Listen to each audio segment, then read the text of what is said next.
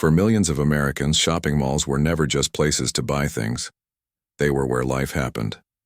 On Friday nights, teenagers circled the corridors pretending not to look for each other. Young couples shared milkshakes under neon lights. Parents let their kids roam free for the first time, trusting the mall as a safe, climate-controlled world where everyone belonged. For decades, these buildings were the beating heart of American suburban life. At their peak, from the late 1960s through the 1990s, shopping malls symbolized progress, comfort, and optimism. They promised convenience, prosperity, and a shared social experience unlike anything before. No weather, no danger, no distance, just endless storefronts, familiar brands, music drifting from record shops, and the quiet hum of escalators carrying people upward into a better tomorrow. But today, many of those same malls sit eerily silent. Stores are boarded up. Food courts echo with emptiness. Water fountains no longer sparkle. Some malls have been abandoned entirely, left to decay like forgotten monuments to a different America. Others survive in name only, half-occupied, stripped of the energy that once made them feel alive. So what happened? How did something so central to American life fall apart so completely? This story is not just about retail. It's about culture, economics, technology, and a profound shift in how Americans live, work, and connect with one another. The decline of the shopping mall mirrors the decline of something deeper: shared public spaces, local identity, and a slower, more communal way of life. The rise of big-box stores, the explosion of online shopping, the outsourcing of American manufacturing, and the quiet transformation of suburbs all played a role. So did changing family structures, longer commutes, rising debt, and the disappearance of middle-class certainty. What once felt permanent turned out to be fragile. For those who lived through the golden age of malls, their decline feels personal. It's not nostalgia, it's loss. Loss of routine, loss of community, loss of places where generations crossed paths naturally, without screens or algorithms deciding what you saw next. This video is about uncovering the full story behind America's shopping malls after their golden age. We'll explore how they were born, why they thrived, and what forces slowly drained the life out of them. We'll walk through empty corridors, revisit crowded weekends, and connect the dots between mall culture and the broader changes that reshaped the nation. And by the end, we'll ask a difficult but important question. When the malls disappeared, what else did America lose with them? This is the quiet story of rise, decline, and the echoes left behind, hidden in plain sight across towns and suburbs all over the country. This is what happened to America's shopping malls after their golden age. To understand what happened to America's shopping malls, you first have to understand why they existed at all. The mall was not an accident. It was a response to a very specific moment in American history. After World War II, the United States experienced something the world had never seen before: a massive, confident, expanding middle class. Millions of returning soldiers started families. Suburbs spread rapidly beyond city centers. Highways connected towns. Cars became affordable. And for the first time, Americans had both disposable income and leisure time. But there was a problem. Suburbs were convenient, but they were empty. No town squares, no walkable downtowns, no natural place for people to gather. Everything was spread out, dependent on the automobile, isolated in quiet residential streets. The shopping mall was created to solve that problem. In the 1950s and 1960s, developers began building large, enclosed shopping centers designed not just for commerce, but for community. These were climate-controlled environments where families could spend hours comfortably, safe from heat, cold, rain, or city crime. The mall offered something revolutionary: a modern town square, rebuilt indoors. From the very beginning, malls were carefully engineered experiences. Anchor stores, large department stores like Sears, JCPenney, or Macy's, were placed at opposite ends to pull shoppers through the entire building. Smaller stores filled the corridors between them. Escalators encouraged vertical movement. Benches were placed at key points to slow people down. Music played softly in the background. Even the lighting was designed to make people feel relaxed and optimistic. This wasn't just shopping. It was psychology. By the late 1960s and throughout the 1970s, malls began spreading across America at an astonishing pace. Suburban families adopted them immediately. Parents could shop while children wandered safely. Teenagers gained a rare sense of independence.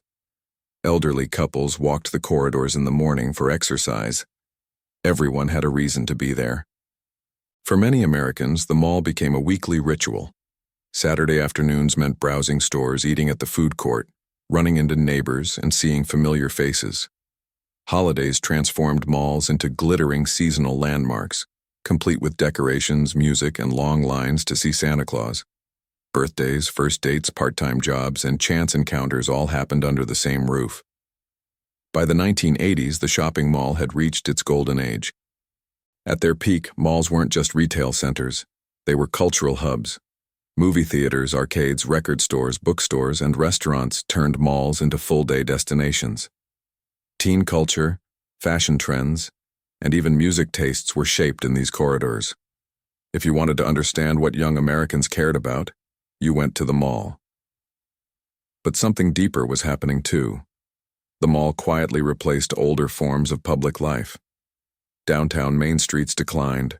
Local shops struggled. Social interaction moved from outdoor, civic spaces into privately owned, controlled environments. Malls felt public, but they weren't. Rules existed.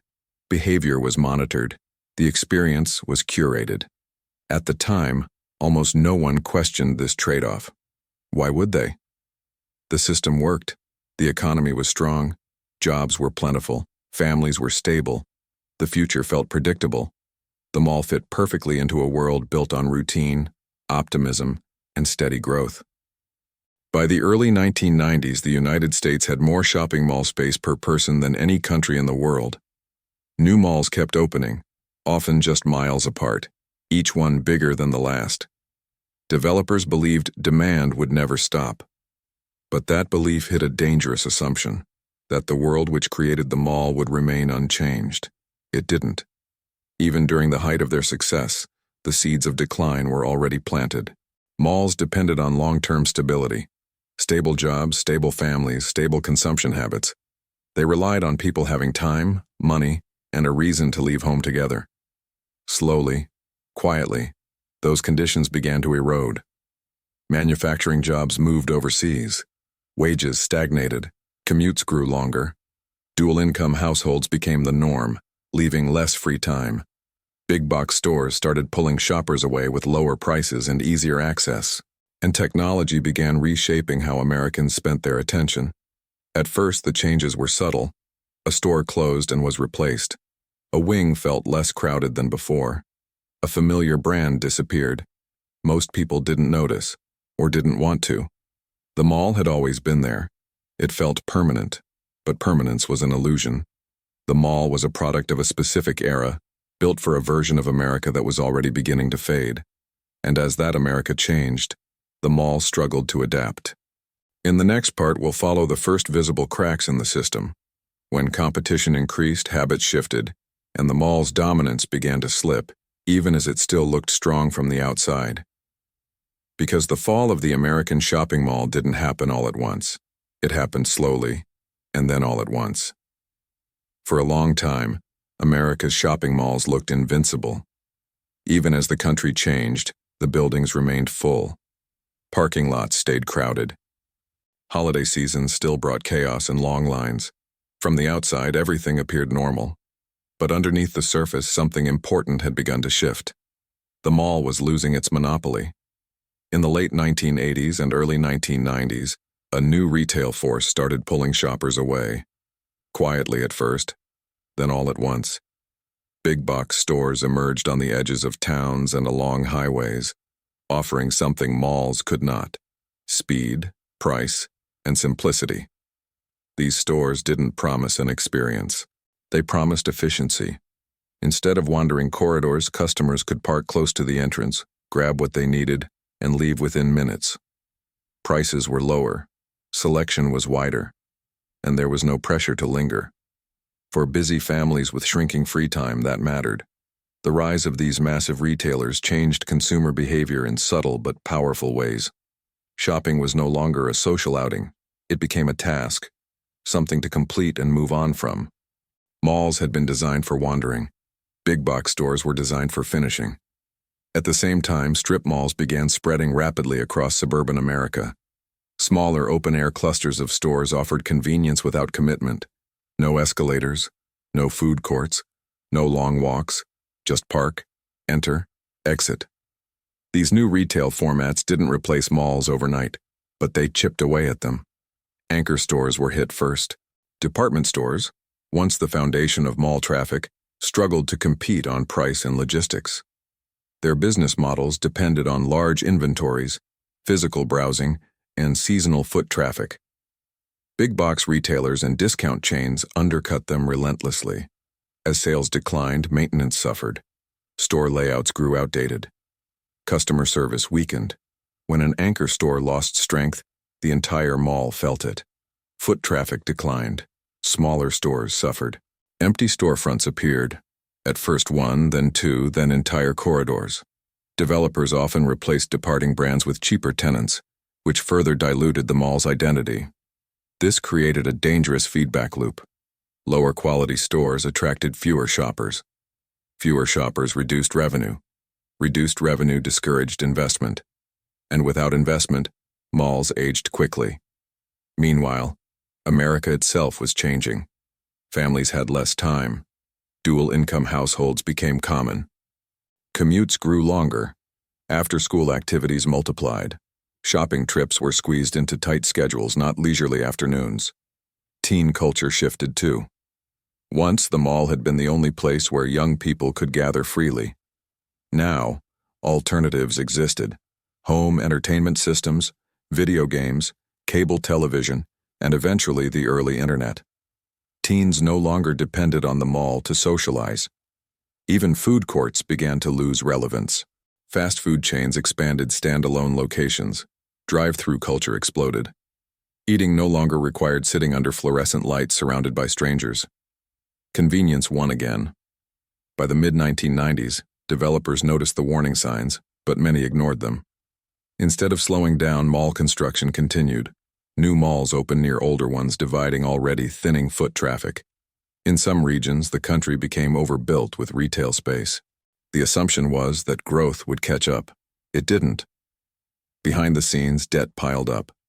Many malls were financed with long-term loans based on optimistic projections. As revenue flattened or declined, owners struggled to maintain properties. Repairs were postponed. Upgrades were delayed. The once polished interiors began to feel tired. Shoppers noticed, even if they couldn't articulate why. The mall no longer felt special. What had once been a symbol of modernity now felt dated. Carpet patterns froze in time. Fountains broke and weren't repaired. Lighting dimmed. The energy faded. Still, most Americans believed malls would survive. After all, they had survived recessions before. They had survived cultural shifts. They were too big to fail, or so it seemed. But something unprecedented was approaching, a force that would attack malls not just on price or convenience, but on the very idea of physical shopping itself. At the end of the 1990s, a new habit quietly entered American homes. At first it felt harmless, slow, optional. People began shopping without leaving the house. Few took it seriously. In the next part, we'll explore how the digital revolution and the rise of online shopping changed consumer behavior forever, turning the mall from a destination into a burden and accelerating a decline that would soon become impossible to ignore. Because once shopping moved to the screen, the mall's greatest strength, its physical presence, became its greatest weakness. At first, it didn't feel like a revolution. In the late 1990s and early 2000s, online shopping was slow, clunky, and unfamiliar. Pages took time to load. Product photos were small and unconvincing. Shipping took days or weeks. Most people still trusted physical stores more than a computer screen. The mall didn't panic. Why would it? The experience of walking through a mall, touching products, trying on clothes, running into people, felt impossible to replace. But the danger wasn't how good online shopping was at the beginning, it was how fast it improved. As internet access spread across American homes, shopping habits began to change quietly, almost invisibly. People started with small purchases: books, electronics, gifts, items they already understood and didn't need to touch. Each successful delivery built trust. Each positive experience lowered resistance. Slowly, the question changed. Instead of asking, "Why would I buy this online?" people began asking, "Why would I drive to the mall?" Online shopping offered something malls never could: total control. No parking, no crowds, no lines, no noise, no wasted time. Shoppers could browse late at night, compare prices instantly, read reviews from strangers instead of trusting salespeople, and most importantly, avoid friction. For busy families, exhausted workers, and aging consumers, this mattered deeply. Malls had been built around movement: walking, browsing, lingering. The internet eliminated all of that. Shopping became still, private, isolated. And once that shift happened, it was irreversible. Retailers felt the pressure immediately. Sales floors grew quieter. Weekday traffic thinned. Some stores stayed open purely out of habit, not profitability. Others began cutting staff. Customer service declined. Displays felt less polished. What shoppers felt emotionally, retailers felt financially. Margins shrank. Inventory piled up. Return rates increased. Rent stayed high. Mall leases were long and inflexible, locking brands into expensive spaces even as foot traffic disappeared. Some chains tried to adapt. They launched websites. They experimented with smaller stores. They pushed loyalty programs. But many were caught in a painful middle ground, neither fully digital nor fully experiential. Malls, meanwhile, faced a structural problem they couldn't escape. Their entire business model depended on people being physically present. Online shopping didn't just compete with malls, it bypassed them completely. By the mid-2000s, something unsettling became visible. Shoppers didn't stop going to malls all at once. They went less: shorter visits, fewer stores, fewer impulse purchases. The magic was fading. Then came the chain reaction. When one major retailer closed a location, it wasn't just a lost store. It was lost gravity. Foot traffic dropped across the entire wing. Smaller stores couldn't survive without passing shoppers. They closed too. Empty storefronts multiplied. Mall owners tried filling gaps with temporary tenants, discount outlets, or non-retail services. Nail salons, phone repair shops, clearance stores. Each one lowered the mall's perceived status. Once a mall lost its identity, it lost its audience. Higher income shoppers stopped coming first. Then middle-income families followed. What remained was uneven, fragmented traffic, insufficient to support the structure. And malls aged quickly. They weren't built to be flexible. Renovations were expensive. Infrastructure updates required massive capital. Many owners, already struggling with debt, postponed upgrades. The result was decay. Not dramatic, but visible. Carpet worn thin. Lighting dimmer. Escalators broken for weeks. Restrooms poorly maintained. People noticed, and they remembered. Shopping is emotional. Once a place feels neglected, people associate it with decline. And once that association forms, it's almost impossible to reverse. By the late 2000s, malls faced another blow. The financial crisis hit. Unemployment rose. Spending froze. Retail collapsed across the country. Weak malls didn't survive. Strong ones emerged, damaged. Some never recovered. Entire chains disappeared. Thousands of stores closed. Vacancies soared. What had once been a symbol of abundance now felt like excess. Too many stores. Too much space. Too little demand. For the first time, Americans began asking a new question, not out of nostalgia but confusion. Why do we have so many malls? The answer was uncomfortable. They were built for a version of America that no longer existed. A world where families had time, money, and shared routines. Where shopping was social. Where convenience didn't outweigh experience. where technology hadn't flattened distance. By the 2010s, the mall was no longer central to American life. It was optional. And in a world obsessed with efficiency, optional things disappear first. But the story doesn't end with empty corridors. Because as malls declined, something unexpected happened. They became mirrors, reflecting deeper changes in American society itself. In the next part, we'll look at what malls revealed about inequality, class division, and the splitting of American communities, and why some malls survived while others were left behind.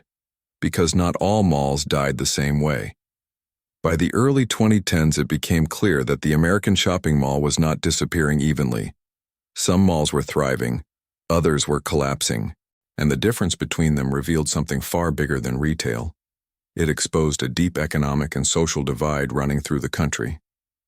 The malls that survived shared one thing in common: money. They were located in wealthy suburbs, dense urban centers, or tourist-heavy regions. Their customers had disposable income, flexible schedules, and expectations beyond basic shopping. These malls didn't try to compete with online retail on convenience or price. They changed the game. They became destinations again, but in a very different way. High-end malls invested heavily in renovation. Natural light replaced fluorescent bulbs. Marble floors replaced aging carpet. Food courts were transformed into upscale dining halls. Entertainment expanded. Events returned. Luxury brands moved in. These malls stopped being places you needed to go and became places you wanted to be seen. Meanwhile, malls in working-class and rural areas faced a harsher reality. Their customer base was shrinking. Jobs had disappeared. Wages stagnated. Population growth slowed or reversed. When retailers pulled out, they didn't come back. For these communities, the mall wasn't just a shopping center. It was one of the last shared public spaces, and when it declined, something else disappeared with it. Routine. Elderly residents lost their walking routes. Teenagers lost a place to gather. Families lost a predictable weekend ritual. Even small things like casual conversations with strangers faded. The mall's decline left a social vacuum, and unlike before, nothing replaced it. Strip malls lacked atmosphere. Online shopping lacked human contact. Big box stores lacked community. What remained was isolation, efficient, quiet, and lonely. As malls failed, they revealed an uncomfortable truth. America no longer had a shared consumer experience. Instead, shopping became segmented by class. Affluent Americans shopped in curated, beautifully designed spaces, or online with premium services. Middle and lower-income Americans were left with fewer choices, longer drives, or decaying environments. This wasn't just economic. It was psychological. The mall had once acted as a great equalizer. Teenagers from different backgrounds crossed paths. Seniors shared benches. Families mingled across income levels. Everyone entered through the same doors. That world quietly ended. Now Americans shopped among people who looked like them, lived like them, and earned like them. The shared middle ground vanished. Some dying malls tried radical reinvention. Vacant anchors were turned into churches, call centers, medical clinics, gyms, storage facilities, even schools. Corridors were walled off. Entrances closed. The mall stopped being a mall and became something else entirely. Functional, but unrecognizable. In many towns, these repurposed malls felt strange. Familiar spaces stripped of memory. Places where people once celebrated holidays now hosted cubicles and fluorescent classrooms. Others weren't repurposed at all. They were abandoned. Weather crept in. Roofs leaked. Mold spread. Nature reclaimed parking lots. These dead malls became symbols. Photographed, explored, shared online as eerie relics of a forgotten America. But for the people who lived nearby, there was nothing romantic about it. An abandoned mall meant lost jobs, lost tax revenue, lost safety, property values fell, crime rose. Entire neighborhoods declined around these massive empty structures. The mall's failure didn't stay contained. It radiated outward. And yet, in wealthy areas, Malls were experiencing a renaissance. Upscale centers marketed themselves as lifestyle hubs, shopping mixed with dining, entertainment, fitness, and culture. These spaces felt alive, carefully controlled, heavily curated, and expensive. They succeeded because they weren't trying to serve everyone. They were selective. This marked a turning point. The mall was no longer a universal American space. It had become a reflection of inequality. Where you lived determined what kind of mall you had, or whether you had one at all. For older Americans, this divide felt jarring. They remembered when malls looked similar everywhere, when brands were familiar, when the experience felt shared. Now, the difference between a thriving mall and a dying one felt like a different country, and that feeling wasn't wrong. The mall had become a quiet measure of who was winning and who was falling behind in modern America. But one more force was still coming, one that would test even the strongest malls. A shock that didn't just change how people shopped, but whether they left their homes at all. In the next part, we'll look at how crisis, lockdowns, and sudden behavioral shifts pushed malls to the edge and forced the country to confront a question it had avoided for years. Do we still need these places anymore? By the time the 2020s arrived, America's shopping malls were already fragile. Years of declining foot traffic, rising debt, and changing habits had weakened them. Many were surviving, not thriving. Owners relied on thin margins, temporary tenants, and hoped that things would somehow stabilize. Then, almost overnight, Americans stopped going out. When lockdowns began, malls didn't just lose shoppers, they lost purpose. These spaces had always depended on movement, density, and shared presence. Corridors filled with people, food courts buzzing with noise, movie theaters packed on weekends. All of it vanished at once. Escalators were turned off, lights dimmed, security guards walked empty halls meant for thousands. For weeks, then months. Nothing happened. Retailers who had been barely holding on collapsed quickly. With no foot traffic, revenue fell to zero. Rent went unpaid. Chains accelerated closures that had already been planned. Temporary shutdowns became permanent exits. What had been a slow decline suddenly turned into free fall. Consumers adapted faster than anyone expected. Online shopping, once optional, became essential. Groceries, clothing, medicine, gifts. Everything moved to the screen. Older Americans, many of whom had resisted digital shopping, learned out of necessity. And once learned, the habit stuck. For malls, this shift was devastating. The pandemic didn't create new problems. It removed the remaining excuses. If people could live without malls for months, maybe they could live without them forever. Mall owners faced impossible choices. Should they invest millions into renovations during economic uncertainty? Should they wait and hope traffic returned? Or should they cut losses and walk away? Many chose survival over revival. Maintenance was reduced, wings were closed, entire floors were sealed off. Some malls reopened with strict capacity limits, but the atmosphere was gone. Shopping without crowds felt unnatural. Silent food courts felt depressing. The emotional connection had snapped. Shoppers no longer felt drawn to malls. They felt uneasy. At the same time, the idea of place itself was changing. Work moved home. Socializing moved online. Entertainment moved to streaming platforms. The outside world became optional. For many Americans, especially older ones, routine simplified. Why drive to a mall when essentials arrive at your door? Why wander through stores when you can search exactly what you need? The mall had once thrived on discovery. Modern life rewarded precision. Some malls tried to rebrand during this period. They advertised safety, cleanliness, space. But fear lingered. Crowds were no longer comforting. They were suspicious. The mall, once a symbol of safety and predictability, now felt risky. Even after restrictions lifted, behavior didn't fully rebound. Foot traffic returned unevenly. Weekends improved slightly. Weekdays stayed quiet. Many shoppers returned out of habit, not excitement. And once habits are broken, They rarely return unchanged. The pandemic also exposed a harsh truth about mall economics. Many malls were owned by investment groups far removed from the communities they served. When numbers stopped working, emotional attachment didn't matter. Properties were written off. Loans defaulted. Ownership changed hands, or disappeared entirely. In some cases, malls closed without warning. Tenants arrived to locked doors. Workers lost jobs overnight. Towns lost tax revenue instantly. Large empty buildings sat unresolved, too expensive to demolish and too costly to revive. These dead malls became scars, not just physical ones, but psychological.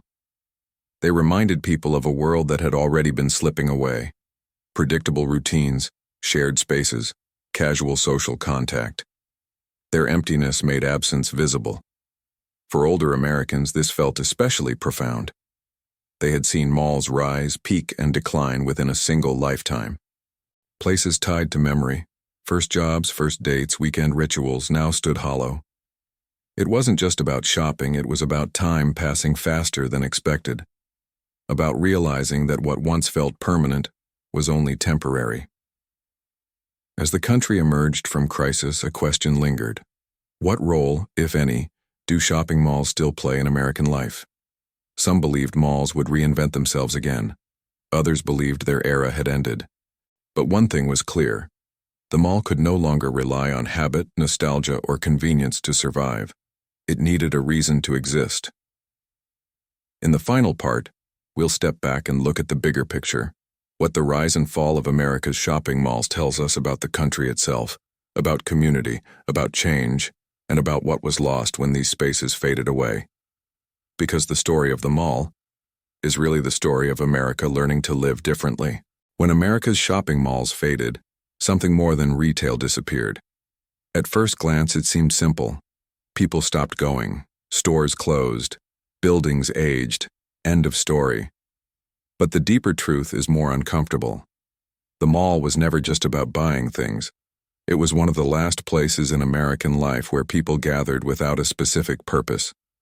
You didn't need an invitation. You didn't need a membership. You didn't need to belong to a group. You just showed up. That kind of space is rare now. For decades, malls quietly filled a role that few recognized at the time. They offered structure without obligation, social contact without commitment, a shared environment where different generations and backgrounds overlapped naturally. When the mall disappeared, nothing truly replaced it. Digital spaces filled the gap, but they are not the same. Online, people are sorted, filtered, separated by interests, politics, income, and algorithms. Encounters are intentional or transactional. There is no accidental conversation, no shared silence, no casual familiarity. The mall allowed people to exist together without explanation. That mattered more than anyone realized. For older Americans, malls created rhythm, walking the corridors in the morning, sitting on benches watching the world pass, saying hello to the same strangers week after week. These routines anchored time. When malls closed, those routines dissolved. Communities felt it immediately, not always consciously, but emotionally. Loneliness increased. Isolation deepened. Public life shrank. The decline of malls also revealed how fragile shared culture had become. At their peak, malls reflected a collective identity. Music played in stores. Fashion trends spread visibly. Seasonal decorations unified the calendar. Even advertising felt communal. As malls vanished, culture fractured. People consumed media alone, shopped alone, ate alone. Entertainment became personalized, optimized, and private. Efficient but isolating. The mall had slowed people down. Modern life speeds them up. Ironically, malls were criticized for being artificial, but what replaced them is even more abstract. Screens replaced spaces. Metrics replaced moments. And yet, not all malls disappeared. Some survived by becoming something else. A few reinvented themselves as mixed-use centers, part retail, part dining, part entertainment. Others became medical hubs, schools, or offices. Some were converted into housing.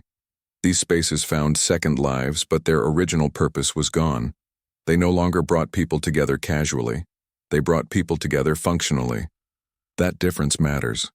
A clinic serves patients, a school serves students, an office serves employees, but none of these create shared public life. They divide by role. The mall didn't ask who you were. It just let you be there. Looking back, the golden age of the mall feels almost unreal. A time when people left their homes not because they had to, but because they wanted to. When going out meant participating in something larger than yourself. When shared spaces still existed by default. Its decline tells us something profound about America. Not that it failed, but that it changed faster than it understood itself. Economic pressure, technology, efficiency, and convenience didn't just reshape shopping. They reshaped daily life. They eliminated friction, and with it many of the moments where human connection quietly lived. The mall was collateral damage, and perhaps that's why dead malls feel unsettling. They are reminders of a world that didn't know it was temporary. Their empty corridors echo with memory. Not dramatic memory, but ordinary memory. Laughter, footsteps, waiting, wandering, belonging without trying. In a culture obsessed with progress, malls ask an uncomfortable question. What did we trade away in the name of efficiency? The answer isn't simple. Online shopping brought freedom. Convenience improved lives. Technology connected people across distances. But it also removed something subtle and irreplaceable. Shared physical presence. As America moves forward, it may never return to the mall as it once existed. That era is over. But the need it fulfilled remains. People still crave places where they can gather without purpose, where life unfolds slowly, where no algorithm decides what they see. Whether new spaces will emerge to replace what malls once provided is still unclear. But the lesson is clear. The rise and fall of America's shopping malls wasn't just about commerce. It was about how a society organizes daily life, and what happens when shared spaces quietly disappear. In the end, malls didn't fail because people stopped shopping. They faded because America stopped gathering, and once a society loses the habit of gathering, it rarely notices what's missing until it's gone.